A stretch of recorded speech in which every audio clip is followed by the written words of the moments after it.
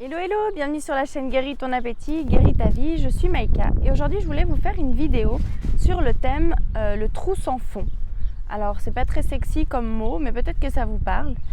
J'en profite aussi pour vous dire en fait aujourd'hui je me suis déplacée à Neuchâtel, donc je viens de Genève moi, je me suis déplacée à Neuchâtel pour le comité de l'association suisse de MLC et je voulais profiter de la magnifique vue du lac de Neuchâtel, je ne sais pas si vous connaissez, c'est vraiment magnifique, je vous conseille d'aller y voir. Sauf qu'il y a tellement de vent que j'ai dû me mettre un peu à l'abri. Peut-être vous voyez quand même derrière moi la vue. Enfin voilà, c'était une petite parenthèse. Donc le trou sans fond, à l'époque où j'étais encore pas très sympa avec moi-même, j'avais une estime qui était assez basse de moi-même. Je m'appelais des fois même le baril sans fond. Parce que c'était vraiment ça, je pouvais manger à l'infini en fait. J'avais l'impression que j'allais jamais être rassasiée, c'était jamais fini en fait. Je pouvais manger à l'infini. D'autant plus aujourd'hui, je me rends compte quand je mange trop, je me sens étouffée, je me sens pas bien. Des fois j'ai de la peine à dormir. Je sens que ma digestion est lourde. Donc je me dis, je sais pas comment je faisais avant, alors que je mangeais mais bien plus que ce que je peux manger aujourd'hui.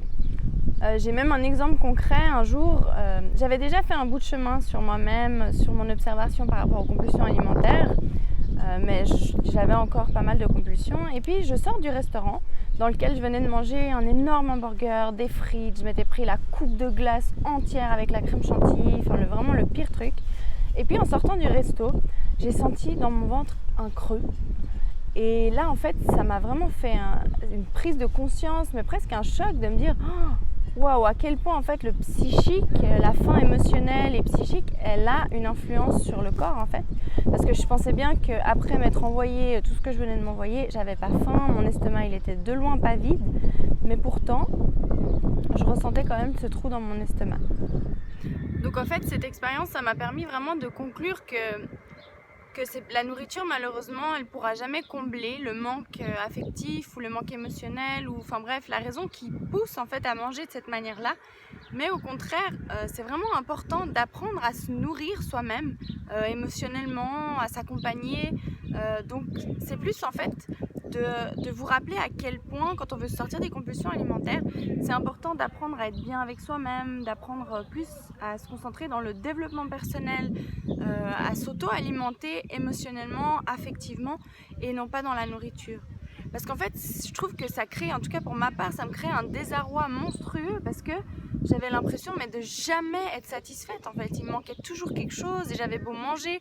Et en plus de ça, plus je mangeais, plus je grossissais. C'était vraiment un cercle vicieux qui était terrible parce que plus je perdais confiance en moi, je perdais de l'estime pour moi-même, je m'aimais de moins en moins, je me permettais de moins en moins de choses, je m'enfermais de plus en plus. Et en fait, j'ai vraiment compris avec ça que la nourriture, elle comblera pas le manque vraiment au fond. Alors temporairement, quand on peut pas faire autrement au début, lâchez-vous, laissez-vous faire, tant pis, laissez-vous manger, mais essayez de trouver plutôt une manière affective, émotionnelle, psychique de vous combler autrement.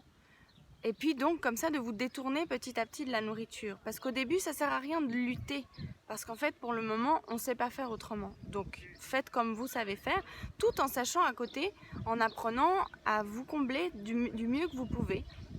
Et petit à petit vous verrez que c'est beaucoup plus facile de savoir vous combler émotionnellement. Et ensuite vous apprendrez aussi gentiment à reconnaître votre faim émotionnelle, votre manque émotionnel à votre faim physique. Parce que moi, pendant longtemps, je me disais ouais, mais si je fumais, ce serait beaucoup plus facile parce que au moins quand on fume, on n'a qu'à juste arrêter de fumer et puis c'est bon. Que manger, dès le moment où je me mettais à manger, c'est parti. C'est soit je mangeais rien du tout et ça allait, soit dès le moment où je touchais à la nourriture, c'est parti. C'était impossible de m'arrêter.